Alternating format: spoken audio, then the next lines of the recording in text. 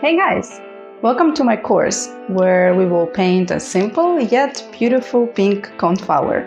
My name is Jana. I'm a professional watercolor artist with more than 4 years of experience teaching people watercolor techniques online and in real-life workshops. In this lesson, we will first discuss what specific colors and color combinations we need to paint this artwork, how to use a color wheel to find your best color mix, how to mix dark tones keeping petals light and tender, how to add volume to your daisy and achieve this feeling of a three-dimensional flower. You will be able to follow my instructions even if you have never painted flowers before.